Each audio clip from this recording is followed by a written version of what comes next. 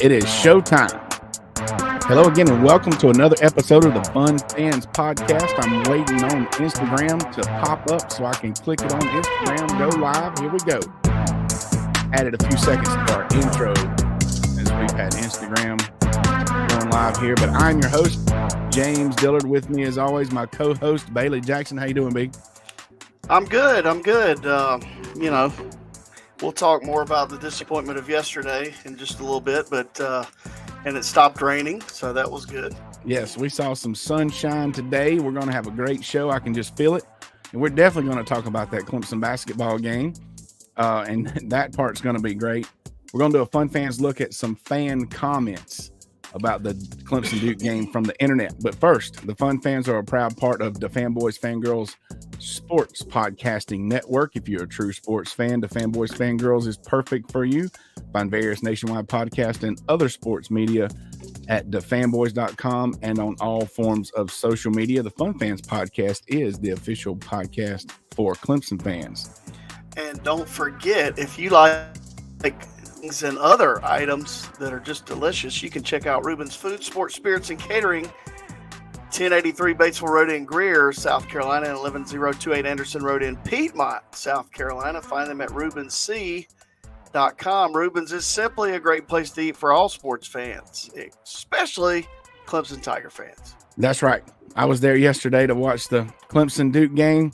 It was great, and that's why you got to do. That's why we do the Fun Fan stuff, because we can't control what the players and stuff do. We've talked about this, right, Bailey? But we can control what we have at the tailgate and where we go and enjoy watching the games, and we can enjoy it with some some Diamond X product stuff.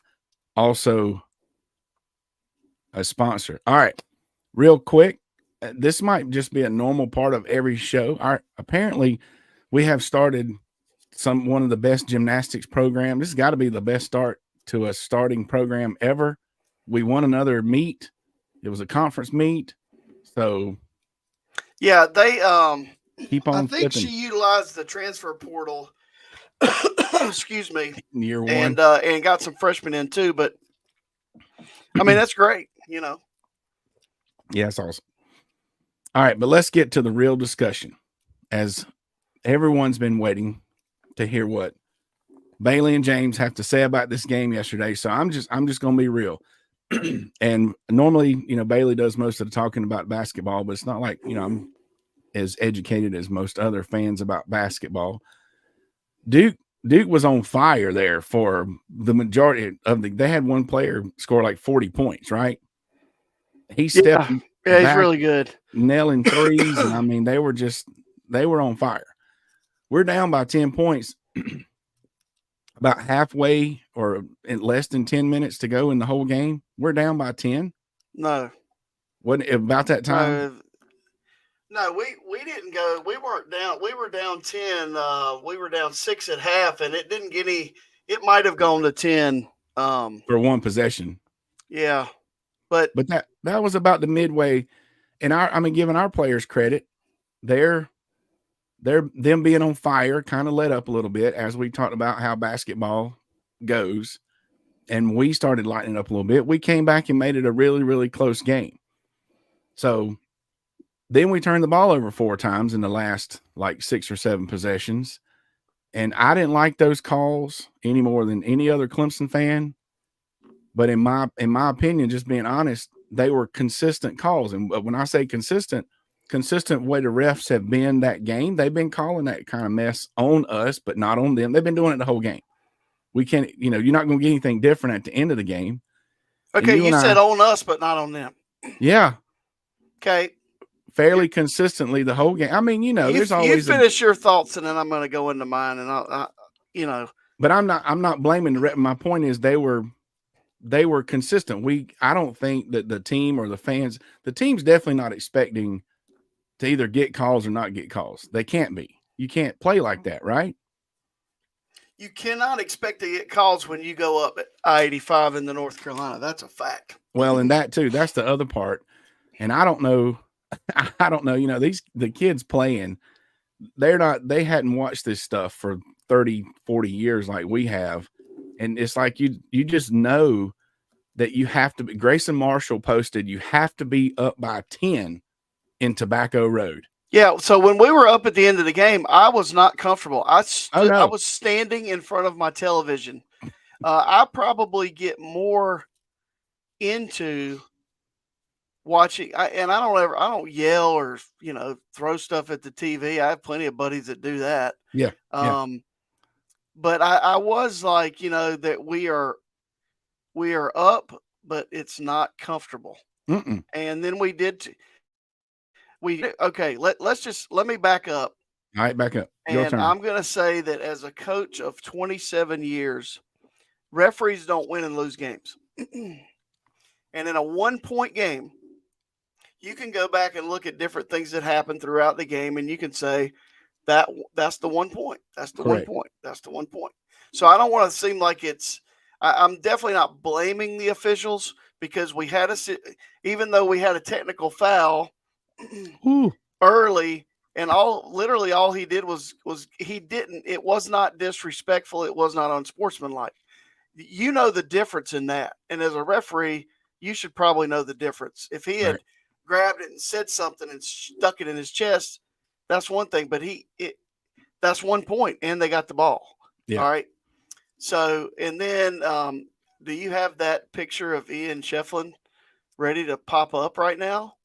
Yes. All right. So if you're listening, take my word for it. All right. This is a picture. This was not called a foul on Filipowski. That's not a foul. Yeah. And you can clearly see that. So let's just compare it to the call at the end of the game. It's not even close. All right. First of all, at the end of the game, he traveled. By rule, he traveled. I said the same thing. All right. Believe it or not, I have my officials certification. I took all the classes. I have it. He traveled. All right. Yes. They did not call it. Then, as an official, I would rather let the players decide the game. And if it's a 50-50, I'm gonna do the old soccer thing and go play on. Yep. All right. So they made the call, though. You're right. Now, and he give the kid credit. He hit 2 free throws. But the play before that, when PJ got fouled, excuse me, got a little something in my throat. 99 times out of 100, PJ makes that layup. Oh, yeah. So he has an and one. And I'm not blaming PJ. Right. But that's a play. Just sometimes, and it's right or wrong, whether you agree or disagree, sometimes teams have to go through what they're going through to get to where they want to go. All right. And he's going to make that shot in the ACC tournament. That's right. He's going to make that shot in the NCAA tournament. All right. And he's a great player. But I'm just going to, as a coach right now, you don't blame the officials. You blame they got tight. They got tight. Duke turned it up a notch. That's an incredibly tough place to play. If you've never been in that building, it's not big at all. Mm-mm. And they are literally right on top of you. Those bleachers that are behind the benches and behind the scores table or the media row where the students sit, you can't. I don't know how they stand. They don't stand between the seats because there's not enough room for your feet. They stand on the seat. Right. It's uncomfortable. So anyway, I was proud of Clemson the way they came back when they got down in the first half. They had a long stretch that they didn't score. They kept fighting. In the past, the Clemson team would have got beat by 30. And we took the lead. We're up 4, yada, yada, yada. So that is my take on the game. Now, your next question says, did Rick Barnes say he left Clemson because of Tobacco Road bias? I don't know if he said that, but I do remember him almost getting into it with Dean Smith, which made him my hero. I heard that today, and I was like, I could see him. I don't remember that, but I could see him pointing that out, especially, not just on his way out the door.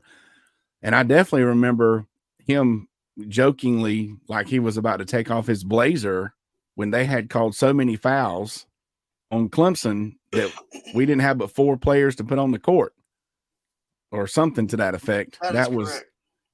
Yeah, so it's been some. You can't start with 4, but you can finish with 4. Yeah, that was the first year Rick Barnes was at Clemson, and he was trying to prove a point. Yeah, and he did. So you sent me pictures, and like you say, these are just obviously our opinion, and we do our best. I have said many times that I never blame, and I try not to. It's like Bailey said, you can go back and look at this thing on the referee, or you can go back and look at this thing on this player, or this thing, the turn, whatever. When it's anytime it's a close game, you can nitpick. But you sent me screenshots of things Tim Beret put on Twitter. You want to talk about those? Sure. Tim Beret was the SID at Clemson for over 40 years, and that's the second one that was his response. Yeah. He posted that was among the top 5 worst officiated games I've seen in 46 years covering Clemson basketball. And then he followed up that with a response. And that is the first time I've ever made a post on Twitter about officiating. That should put it in perspective. All right. So in the NBA, they get a report on how many calls were missed in their game. I don't know if they do that in ACC or not, but I'm assuming that list, they may get a call tomorrow and go, guys, we need to have a Zoom call. Because I'm not blaming the officials. It was bad. They were bad. It's a tough job. And you can look back at all those plays, but when Tim Beret, who doesn't ever really say anything bad about anybody, I've listened to the guy on the radio forever. I've probably watched every Clemson game for the past 30 years or more. Even when I was coaching, I DVR'd them and watched them at 12 o'clock at night. Yeah.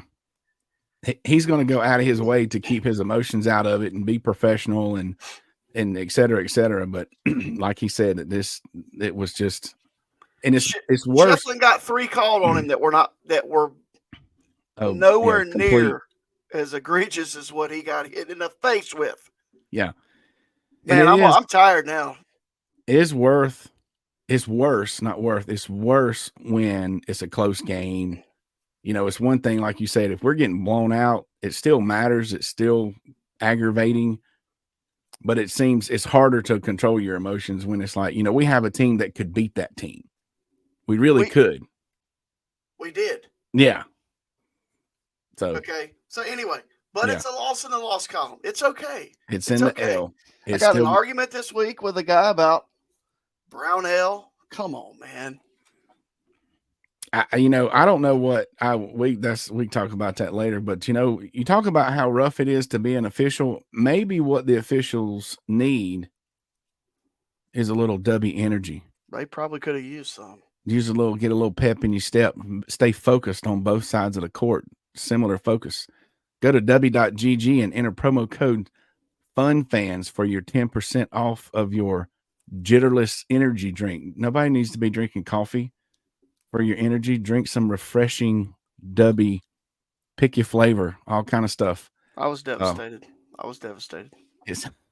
It's really, really good stuff. All right. On to other sports news. Other things going on in sports right now is NFL. It's big time.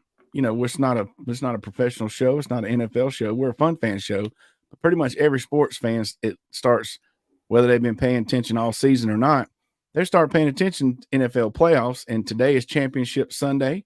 Kansas City has already taken care of Baltimore. And we talk about fan perspective. There's already fans just dragging Lamar Jackson through the mud. I mean, he's trash and da-da-da-da-da. I'm like, dude, he got you to the AFC championship game. He's an unbelievable player. You can start nitpicking him and stuff to death, but he's one of the top, you could argue 3, 4, 5. Who you going to get to be better than him to take your team even? So that's just the thing about fans. It's rough. It's rough. Well, are they fans? Are they? My question is, if you were screaming last year at DJ, like, I get it. We've already beat that dead horse. Nobody's open. Nobody's blocking. Ask Bryce Young. We got to get Bryce Young on here. You think the first round draft pick in the NFL draft from last year would be on our show and go, hey, guys, yeah, I'll be there. Yeah. And I can say, Bryce, we're not going to throw your teammates under the bus, but you were literally running for your life. And you had nobody to throw to because nobody was open. How is that the quarterback's fault? Kansas City defense is playing out of this world. Oh, this is unreal. Unreal. And I love the NFL. And if the game on right now, Detroit scored in 1 minute and 40 seconds. Woohoo. That dude, their play caller, he's creative. Let's put it that way. Well, I'm going to answer your question. Are they really fans? And the answer is yes, because what is fan short for? Fanatic. Fanatic. So all this overboard perception of this and getting, in my opinion, that is very fitting.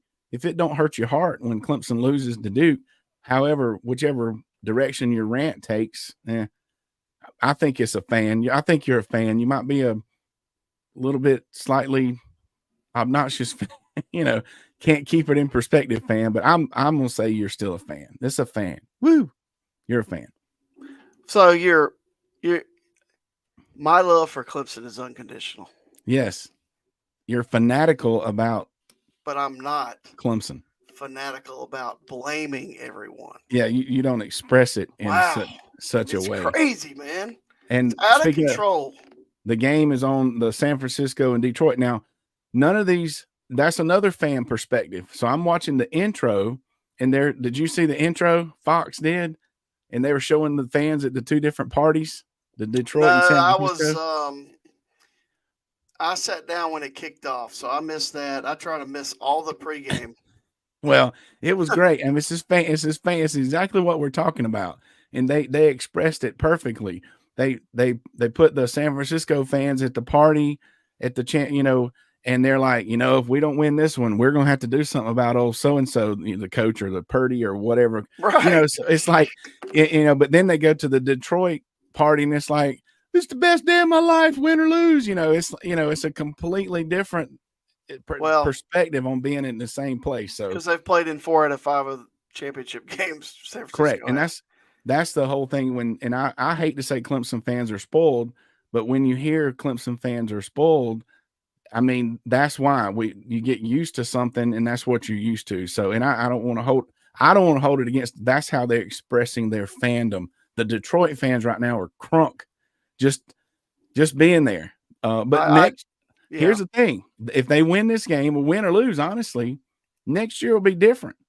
Those fans will all of a sudden expect to make the playoffs. I don't know, man. I don't know. Detroit has never played in the Super Bowl. And they have not been – they hadn't won a playoff game since Barry Sanders played for them. Fans, they don't call them fanatics for nothing. But speaking of those, so these you like the NFL you get down to 4 or 6 teams, definitely 2 in the Super Bowl for sure. Do you have a certain way to pick? Because unless it's your team, do you have an NFL team? I grew up as a Washington Redskins fan, and now they're the Commanders. Yeah. Obviously, we pull for the Panthers. Sure. And I sat there every game and watched them. Yeah. This year because, they're local. Yeah. And I watch the Commanders when the Panthers aren't on. I have a great dislike for the Cowboys because I grew up a Redskins fan. Okay, but right now, my favorite team is Detroit because I watched Hard Knocks last year with Dan Campbell. And so I'd play for that guy. When it gets to a point where you're watching these games because they're big games, but they're not your team, how do you pick who to pull for? So you're pulling for Detroit. You got the background based on watching the Hard Knocks. What about the other game, the Baltimore? I could have cared less. So you didn't pick a team? I like to watch it because they're always close. They're just those are some of the best athletes on this planet. Oh, it's fun to watch pro football. And I mean, some of the things they do, and if you've ever been live at an NFL game, I got to sit one time in the end zone and watch Steve Young when he was in his prime play the Falcons in the Georgia Dome. Mm-hmm. The windows that they throw it in are ridiculous. It's ridiculous, the level that they play at. Right. So that's what I catch myself pulling for the offense if it's 2 teams. just because I don't know, just what I like to see, I guess. But if I'm trying to make the game interesting, I try to pick a team at the beginning. I'm going to pull for fill in the blank. And a lot of people I do don't know that why. by placing a wager on the game. Yeah, that's not me. But it's usually if I have some tie or connection, like I have some friends who used to coach Debo Samuel Right.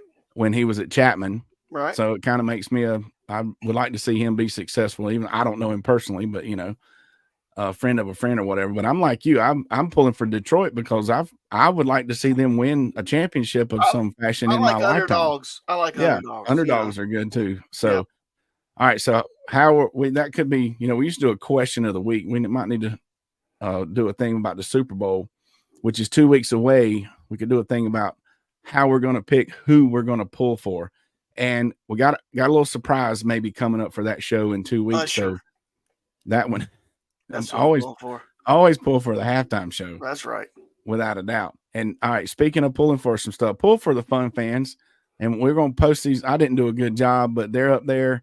And if you use our links to go to Amazon and order these, it's the same items. Hadn't had time to put any new items up there. We'll get around to some stuff, but pull for the fun fans. Support us a little bit. You got your W Energy drink. We got your TrueVictory.com, enter promo code the Fanboys, and we got these links at our Amazon affiliate link. So, I don't know who wouldn't want to pull for Fun Fans podcast. That's a complete no-brainer. Yeah. All right, but some other things on social media. What we want to go to. This is our feature segment, I guess. These are the top 5 social media reactions to Clemson's loss to Duke. All right. So here we go. Bailey hasn't even seen these. Number 5. Can't wait to get to the Big Ten. Good one. Were you the one that said somebody was talking about doing a GoFundMe to raise the money to leave the ACC? No, somebody said just the 500th reason to leave the ACC. Yeah. So that's and they tagged the AD at Graham Neff. Yeah, I mean, it could solve some problems, but who knows? I did see a commercial today. There's some kind of agreement in 3:30 games with CBS. We love some 3:30 games, so just saying. All right, so that's number 5. Number 4, if the public would rise up and start screaming, maybe they would correct this wrong. I mean, if that's not a social justice warrior thing right there, I mean, that is a microcosm of just us in general right now. Grassroots, baby. And it's way too late for the replay. It's like they're not going to protest. You can't protest a referee's call. Maybe if the public would rise up and start screaming, Bailey. There are correctable errors and errors that are just errors. Did the referees furnish the Vaseline, or was this a these are quotes, so if this misspelled, it's the person that typed it's fault. They misspelled Vaseline. Well, there's several things and this is but let's just don't even talk about that one. Yeah, this is a family podcast, so we'll just move on with that one. The number 2, I can definitely relate to this one. We can definitely relate to this one. Just thought it was very witty. I've seen that movie so many times, and yet I watch every year. Yep, keeps you on the edge of your seat. Yeah, that's for sure. Thriller. And the number 1. Where's my drum roll? Oh, I turned the volume down too far. I don't know. Oh, there it is. Number 1. The number 1. Dave Letterman show. All you people that are blaming the officials on the loss need to take a step back and examine yourself. I didn't see the game, but. Okay, first of all, don't respond. You don't have to respond. You don't have to respond. If you didn't watch the game, why would you comment on that? Well, I stopped there. It was this long comment, and I'm like, that's awesome. That's a classic. That is definitely podcast material. I didn't see the game, but I've never been to this restaurant, but it is awful. Yeah. It's just do not go there. So anyway, hope you enjoyed. That's the Fun Fans Podcast top 5 social media reactions to the Clemson. That was good. Clemson's loss to Duke. And that brings us to the end of our show. We hope you enjoyed the show. Our men's basketball team is still good. We're a good team. We got tournaments. Basketball is a tournament thing. James, right? Do you realize, and I know you're trying to end this podcast, but Let's do it. They still have more conference games than any high school team in South Carolina plays their whole conference season. We still have that many games left. No, actually, I mean, it's starting. We're getting about to the halfway point. It's done the first week in March. We're about at the halfway point of the conference, right? I mean, we're good. Yes, we have 5 losses. Still good. Yep. So we're good. It's going to be good. All right. Keep up the social media posts and comments because it helps give us some content. And we're definitely excited about all the Clemson athletics. Oh, I skipped one thing. This is big news. Don't forget, I skipped 2 things. All right. So don't forget, speaking of Clemson athletics, we're doing this. This one's on the calendar. February 24th, hockey versus the Gamecocks. All right. We're going to be there. And did you hear Vince McMahon is out? He's gone. No more WW, whichever letter it is. Well, they are also going to all Netflix. WWE Raw, and their productions will be only on Netflix starting next year. Well, the news to me was that Vince McMahon was still in because he was doing that stuff when I was literally in grade school, and I'm 50. So when I saw that, I'm like, really? He's still doing it? They talk about it all. There's a guy on sports radio in Charlotte that loves wrestling, and he talks about all that stuff. So, and that's what my radio's on. There's plenty of people that love it, and for good reason. You know what else they love? They love the Fun Fans podcast, I hope. Thanks again for checking us out each and every Sunday and Wednesday. Don't forget to click subscribe on the Fun Fan Podcast YouTube channel, as well as your favorite podcast platform. Follow us on all social media and always share on behalf of the Fun Fans Podcast, J Thriller Entertainment, the Fanboys Fangirls Podcast Network, and Bailey Jackson. Duke stinks. Go Tigers. Some things never change. That's right. Thanks for listening.